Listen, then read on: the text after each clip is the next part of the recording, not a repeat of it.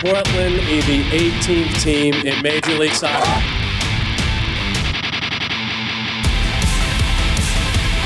It's the City of Portland's championship.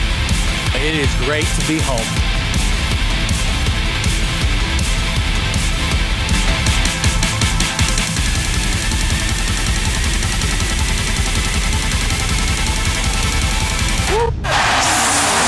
Sports Sunday with Orlando Sanchez, sponsored by 1-800-GOT-JUNK.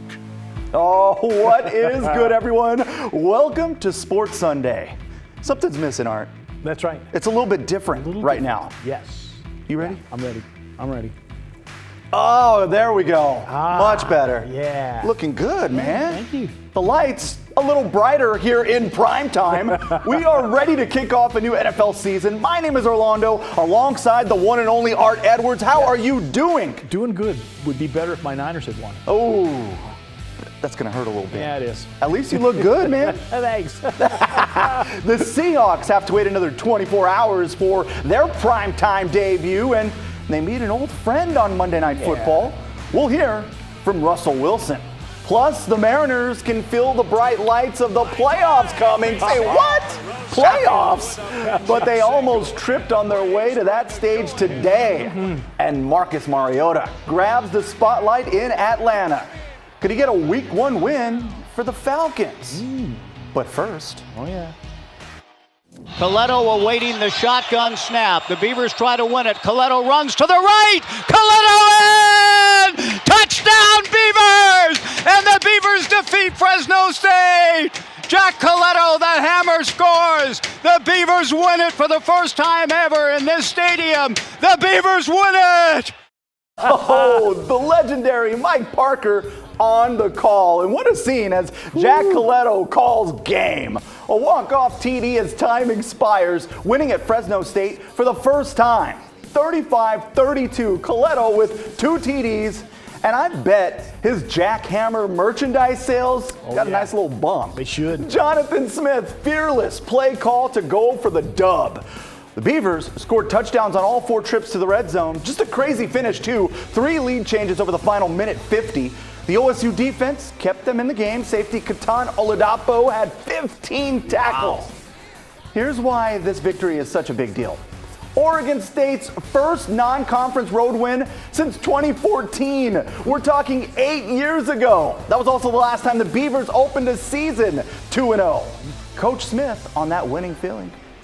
It's really fulfilling as a coach. You come into this locker room and see how excited these guys are. And it's really all 3 phases, OD, celebrating together. That's fun. That's why you do this stuff. All right, Art, what stood out to you about the Beavers' win? Well, how resilient they were, because I was sitting there watching the game, keeping an eye on it. And every time I thought the Fresno State had taken control of the game, the Beavers were coming back. I mean, it was just awesome to see the fight that they had. I know for Jonathan Smith, he had to feel good to get this win. Couldn't do it as a player. And right. OSU had swung and missed so many times. To get it done, and I love the play calling to go for the win, not settle for the tie, and hope things work out in overtime. Yep, I love that too. Just the way you should do it. Yeah, and Art, I was wondering about the top 25 it dropped, and the Beavers, they're not getting votes. They are, but they're still unranked. Is this a top 25 team? Oh, absolutely this is a top 25 team. If you've got to choose between Oregon and Oregon State right now, you're picking Oregon State. Oh, wait, hold up, what? Oh, yeah. Oregon State in, Oregon out? That's what I would say. If I was a voter, that's what it would be. Okay, all right, Art. Yep. I hear you, and I know Beaver Nation does as well. So OSU beats Boise State, now Fresno State. Next up, Montana State on Saturday night. The Bobcats are 2-0 and a force in the Big Sky. This is not a gimme for OSU. Saturday's game is at Providence Park in downtown Portland. You excited about this one? Yeah, I think that's going to be cool to be playing over at Providence Park. It'd be a lot of fun for people. It'd be closer for them to get to the game. It should be a good time. Selfishly, I get to just walk down the street. I know, I love that. Yeah, just walk right over there, and I'm there. I'm like, let's do more games in downtown Portland for that reason alone, selfishly. But great atmosphere, going to be a good time, and I know a lot of Beavers fans here in Portland. Excited not to have to spend as much gas money this time around. Absolutely. Okay, Art, so following their season opening destruction by Georgia, the 25th ranked Oregon Ducks returned the favor in week 2. Eastern Washington was the get-well pill for the Ducks.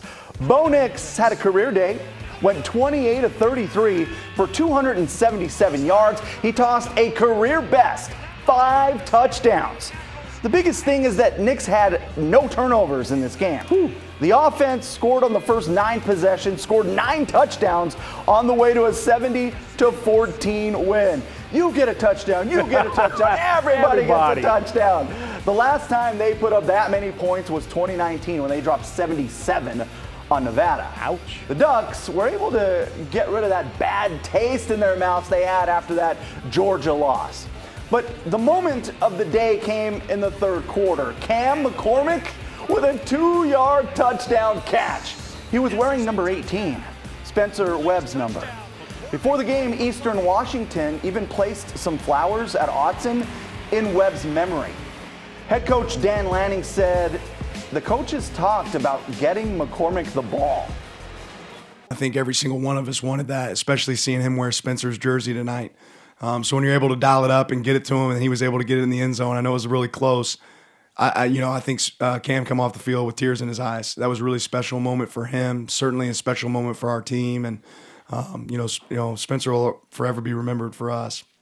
Man, I get goosebumps thinking about that. What a special moment. What'd you think about that? Well, I thought that was fantastic that he was able to do it, and also because Cam McCormick has had so many injuries. I think it was his first touchdown since 2017.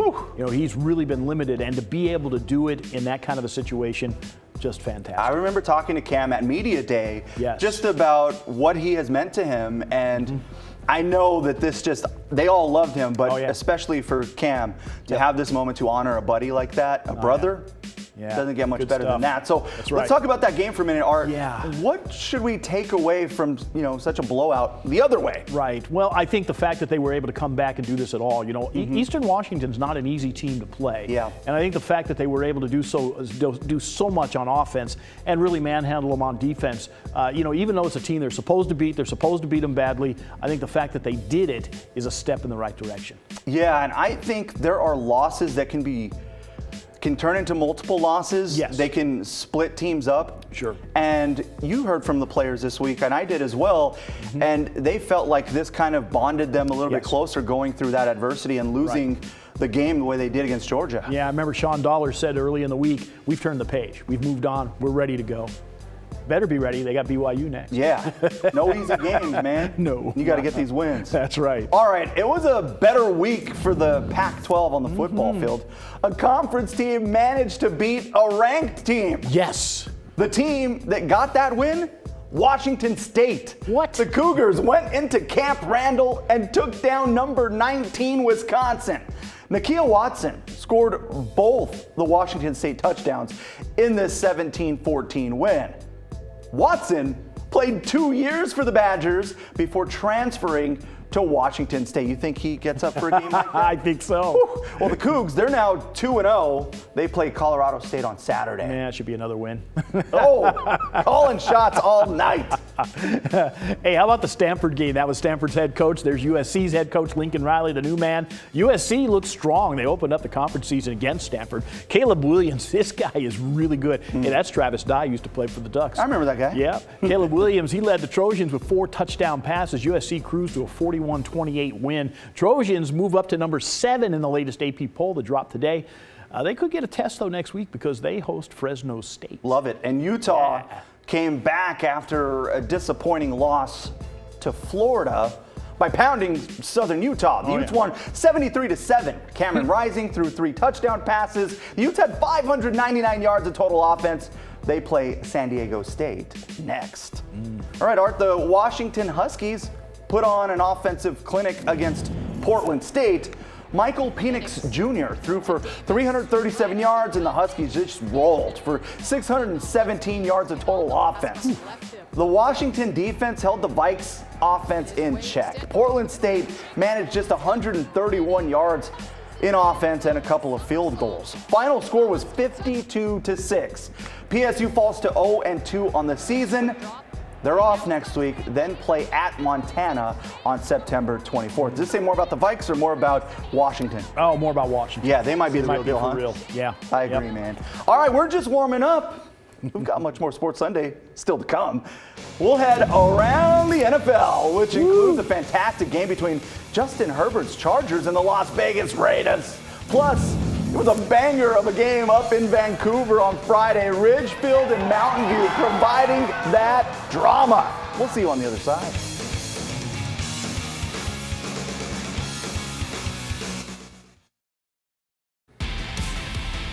Oh man, I know we've been waiting a while for this one. Yes, it we is have time been. to take a trip around the NFL for the first time this season. Overtime madness, wild finishes rule the day. So let's start in Atlanta, where it's a fresh start for former Oregon star Marcus Mariota.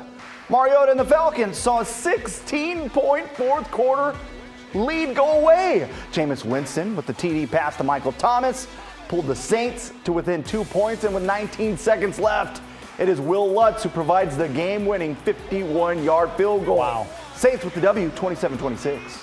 All right, let's move on to Glendale, Arizona, where the Cardinals hosted the Chiefs. This was the Patrick Mahomes show. He went 30 of 39, 360 yards, and 5 touchdowns. Who needs Tyreek Hill? Oh! You know, first time Mahomes had played against Cliff Kingsbury, the coach of the Cards. Kingsbury was his coach at Texas Tech in college. Chiefs rolled to a 44-21 win over those Cardinals. That dude might have a future in this game. Yeah, maybe. Just saying. Yeah. We take the short trip to SoFi Stadium, Southern California, AFC West showdown between the Chargers and Raiders. This was a showcase of two really good quarterbacks. Former Oregon star Justin Herbert threw 279 yards, 3 touchdowns to lead the Chargers past the Raiders 24-19. David Carr had more passing yards, but he also had 3 interceptions. Ouch. The new look Chargers defense came up big. Chargers play the Chiefs on the road Thursday night. Ooh, that's going to be a Must good one. see, man. Yeah. Hey, let's move east to Cincinnati for what had to be the wildest game of the day. The Steelers and the Bengals. Uh-oh. This game had a little bit of everything. The Bengals scored a touchdown as time ran out, but they got the extra point blocked. So the game went to overtime, tied at 20. In the OT, the Bengals missed a 29-yard field goal. They had a backup long snapper, so that didn't help. The Steelers kicker then hit the upright, so the game still tied. Finally, as time ran out in overtime, the Steelers got the game-winning 53-yard field goal from Chris Boswell, 23-20, Pittsburgh wins. That's a big shout out to special teams. Oh, yeah. All right, let's talk about the Seattle Seahawks, who now sit in first place in the NFC West. Say what? Yeah, with a record of 0-0. Okay. Everybody else lost, that's why. The Hawks will host Denver Monday Night Football tomorrow. Oh, who's that? Whoa, whoa. This means the return of an old friend. Russell Wilson is back. Wilson spent 10 years as the Seahawks quarterback. They had a successful union, winning 1 Super Bowl, getting to another one. But some good things have to come to an end. Wilson is now the quarterback of the Denver Broncos. The schedule makers decided it'd be a good thing for Wilson and the Broncos to play in Seattle to open the season. Pete Carroll and Wilson tried to dodge the question of how fans will react. People are going to love you. They're going to hate you sometimes, whatever it may be. But, you know, I know that for me, I'll forever have love in my heart for Seattle. I'm leaving up to the 12s. And, you know, it's game time, and we're going for it. And so however they take it, I'll follow their lead on that. I mean, I'm not going to be involved with that kind of opportunity to react, you know, so I don't have to make that decision. I will see what happens. But I'm leaving up to the 12s. I think they'll know exactly what to do. All right, Art, should the 12s keep it classy? I think they should keep it classy. Okay. I mean, you know, it was 10 years of good football from Russell Wilson there, so be nice. Yeah, he got you to a Super Bowl, man. That's right. But I'll still tune in, and if they do boo, oh yeah, I'm going to be laughing about that I am too. But yeah, I mean, he's an all-time great, man. Yes, he and is. I'm looking forward to this game. Oh, yeah. It'll be good times. All right, if you missed Friday Night Football this week, you missed out. A whale of a game between Ridgefield and Mountain View. Photographer Kyle Connolly was sweating all the drama. The two teams needed triple overtime to settle this one. Triple OT. Mountain View getting a 26-20 win at McKenzie Stadium. And if you missed anything from Friday night, just head over to the KGW YouTube page.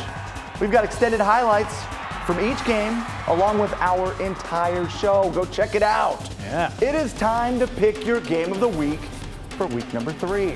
PIL action in North Portland. Jefferson visits Roosevelt. Ooh. Rivals square off in Milwaukee as Putnam visits LaSalle. Out in the Mountain Hood Conference, The 2-0 Reynolds Raiders visit Nelson in Happy Valley. And two schools separated by just 4 miles. Union visits Mountain View. Log on to KGW.com/GOW to vote. Vote early. Vote often. You've got until Wednesday. Let's go.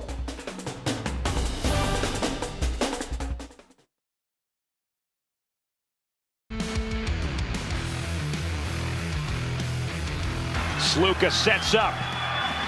Here he goes to the far corner of the end zone. It's caught! It's caught! Touchdown, Holy Cross! Wow. Holy Cross came up with a Hail Mary to upset Buffalo 37-31. Matthew Sluka connected with a Jalen Coker as time ran out to give the Crusaders the win. Holy Cross now 2-0 on the season. They've beaten a couple of FBS programs. It is also your Toyota Sunday Sizzle. Let's go. The Portland Timbers like to save the best for last. Just like last year, they're on a run going into the postseason. Portland riding a 4-game win streak following their 1-0 win over Minnesota. Took a while to get going, but in the 61st minute off the corner, how about that man, Dyron Espriella with the header. The win puts them into 5th place in the West with 3 games remaining. It also gives them some breathing room in the push towards the playoffs. Timbers have a road match next Sunday against Columbus Crew SC. Hey, those Seattle Mariners keep rolling. They snatched victory from the jaws of defeat today. They gave up 5 runs in the top of the 9th against Atlanta and trailed by a run. Well, they didn't let that bother them at all.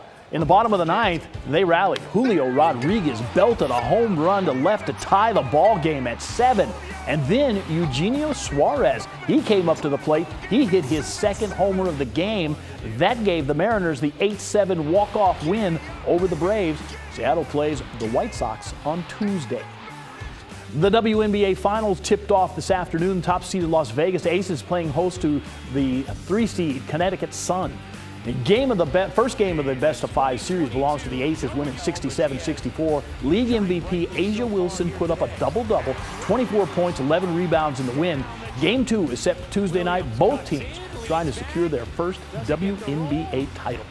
Art, don't be surprised when we see Cameron Brink playing in the WNBA Finals in the future. She's a state champion and a national champion at Stanford. But this weekend, Brink was at home in Oregon, giving back to the next generation of hoopers from this area, hosting a free camp called Next 22 out at Rosemont Ridge Middle School. It was a clinic for some of the best middle school girls basketball players. On top of learning from one of the rising stars in basketball, Portland Trail Blazers forward Nasir Little also stopped by to talk to the kids. What an awesome experience for them. Salute.